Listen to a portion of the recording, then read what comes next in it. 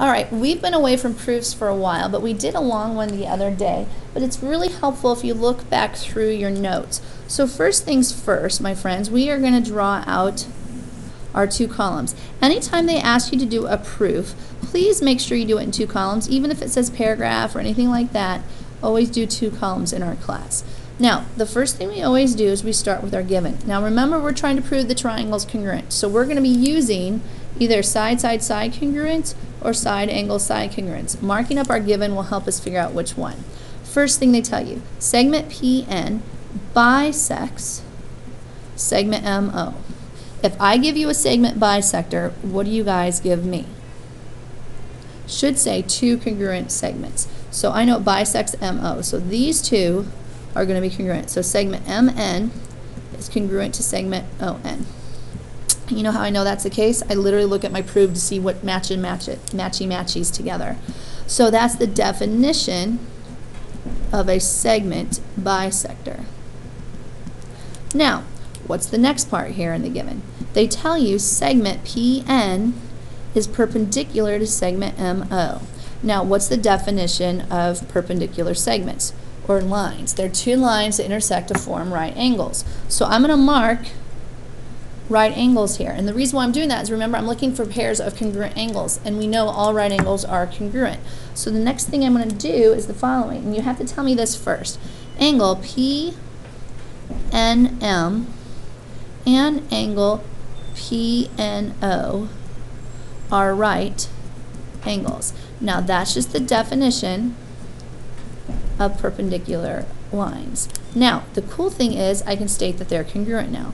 Angle PNM is congruent to angle PNO because all right angles are congruent. Now look what we have here. We have a pair of sides, we have a pair of angles. It'd be really nice for another pair of sides because I have to have that angle included. Well, the neat thing is they are. Let's look at number 6. I know segment PN is congruent to itself. What property? That's right, the reflexive property.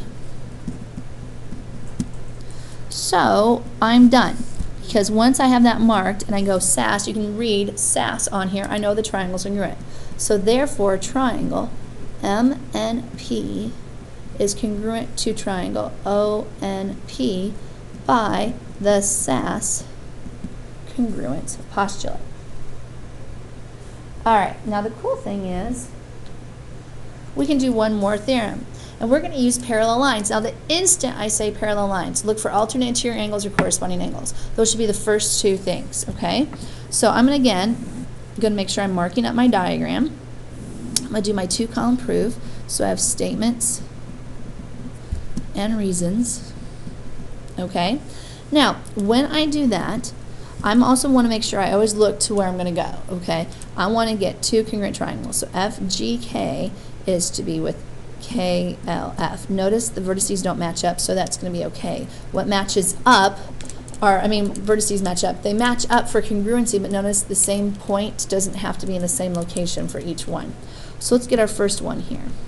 Now I'm going to want to use, remember, side, angle, side, or I'm going to want to use side, side, side congruence. Those are our only two choices right now. So the first thing I'm going to do is I'm going to sit there and say segment FG is parallel to segment KL.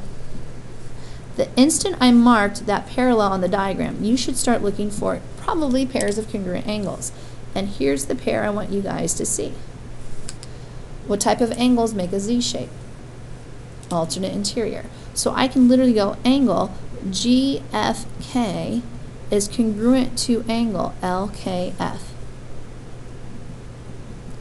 And the reason for that is because if I have parallel lines, then alternate interior angles are congruent. So that gives those one thing. So I get stuck, I go back to our given. Our given tells me segment FG is congruent to segment KL.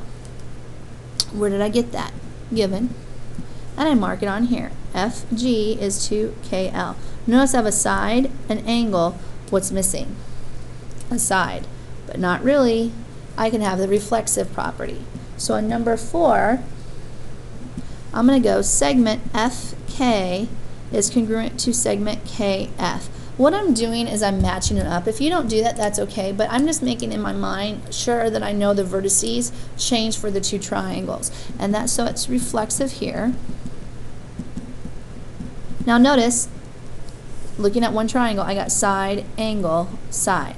So I can go, therefore, I know, and I just write my proof down, triangle FGK is congruent to triangle KLF for the SAS congruence. Hopefully that helps you out and that you guys have a good lesson learning how to do proofs.